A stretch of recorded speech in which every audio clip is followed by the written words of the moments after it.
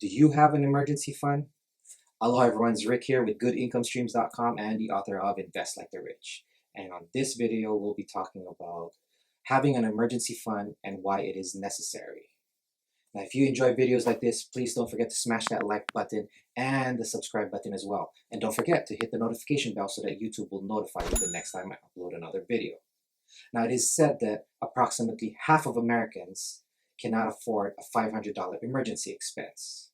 So in other words, these people, if they had any kind of emergency, like let's just say their car broke down or some kind of medical emergency, they have to rely on this. Now, this is okay because it is somewhere it is some way for you to at least get rid of that emergency or pay for that emergency. But at the same time, you have to pay for that high interest. And we're talking about 20% or higher. Now, if you're somebody that has to do this, or you're somebody that's actually stuck or have been paying high interest on credit cards, I made a video on how to eliminate your high interest credit cards, and I'll put the link somewhere up here so you can just check it out. Now, getting back to emergency funds. So some people will ask, like, is it really necessary to have an emergency fund? And the answer to that would be yes. Now, I'm not saying that you need to be Mr. Save It and save every single penny right now, especially when we're in this situation. But if you're able to save something, or if you're able to cut some of your expenses, it will be a good time to start setting some money aside, because you never know when you would actually need it or you have some type of emergency. So if that's the case, then how much should you save? So it is said that you should save anywhere from 3 to 6 months of your expenses. So if you have a monthly expense of, let's just say, $2,000, so you should save anywhere from $6,000 to $12,000. Now, I know that sounds like a lot, but that's what they say. Or another way you can also look at it is, you can also look at how much do you make every single month. So if you make a certain amount, you can set aside 3 to 6 months of your monthly income. That's always a great way. And you can go with net or gross, that's up to you. All it is just setting some money aside for emergencies. Now, for some people, saving up money can be very difficult, especially during these trying times. So what you can do is try to look at places where you can cut back. And the best place to cut back is usually your discretionary spending. So spending, like, let's just say going out. Instead of you going out, let's just say 2 to 3 times a week, maybe you cut it down to just once a week. Or maybe not go out at all this week, just skip this week, and maybe you can go out next week. That way you can save up that money. And when you save up the money now, I don't want you to just hold on to it. I want you to put it into that emergency fund. Even if it's very little. Let's just say you spend $20 every time you go out. So if you go out 2, 3 times a week, you just saved anywhere from $40 to $60. Now I want you to put that on the side and save that. Don't touch it. Put that in your emergency fund. Now, if you've started an emergency fund, please share in the comments below on how many months you have saved up so far. Then the next question would be is, when can you use that money? So if you have an emergency fund, I suggest not touching it. It's just like having a piggy bank. Just imagine a piggy bank. You try not to break it, right? Because once you break it, that's it. It's done. Of course, an emergency fund, you're just going to take the money out because you're going to use it for some type of emergency, and which is fine. But it has to be a dire emergency, and it cannot be where you need to buy these new shoes or buy a new computer, unless it's something that you really need for your work and you don't have the cash to pay for it. Then I guess that's fine. But you should look at other ways of acquiring those things. So you should use your regular income, right? And it is hard for anybody to actually tell you when it is an emergency. Only you will know. Now, your situation might be different, but the important thing is, if you have that money set aside, you can at least breathe easy, that knowing that if something were to happen, at least you have something to fall back on. Now, another question that always comes up is, should I be putting in for my emergency fund or paying off my credit card first?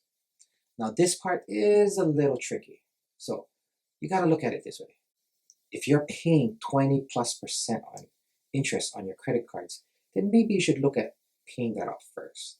Because then it doesn't make sense that you're setting aside money while you're only making minimal payments on your credit card, because then the interest will just eat you up. I made a video on how to eliminate your high interest credit card, so you can go check that out. Also, you can try and set aside some money while you're paying off your credit card is another way you can do it. By the way, if you're enjoying this video, please don't forget to smash that like button and the subscribe button, and don't forget to hit the notification bell so that YouTube will notify you every time I post a new video. Another one might be is you're thinking is, wait, should I do my emergency fund first or should I start investing? Now, while investing is a really great idea, having an emergency fund will still be priority because you never know when you don't have work or when you cannot pay your bills because there's some type of emergency or your car breaks down, for example. I mean, if you have all your money invested and you don't have anything other than whatever you have on your savings, then you'll have a hard time getting your car fixed, right?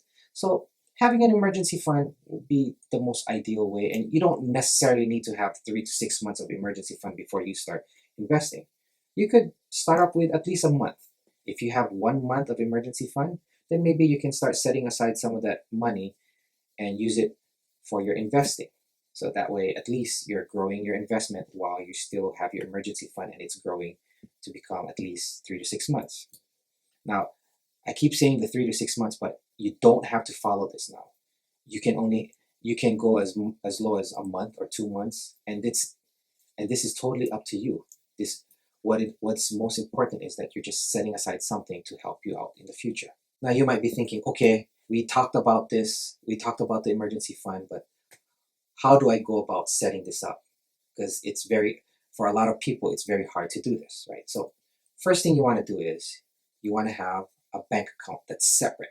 Now I suggest you not open an account in the same bank that you always bank with. Instead, go to a bank that's out of the way, somewhere that it's not convenient for you. Now, I know this sounds strange, but that's because the further away it is or the more harder it is to get access to that money, the better you're off because you won't be tempted to take that money out. And then the next step, once you have that bank account set up, is you're going to do an automatic deduction. Now, the best way to go about this is if you have direct deposit at work, you can ask them to set aside so much into this account. Now, some companies allow percentages, so it just depends on how the company works. Some do exact dollar amounts every paycheck. Now, remember, you don't have to set aside a lot of money. You can start with just $10 or $20 or $5, whatever you can afford.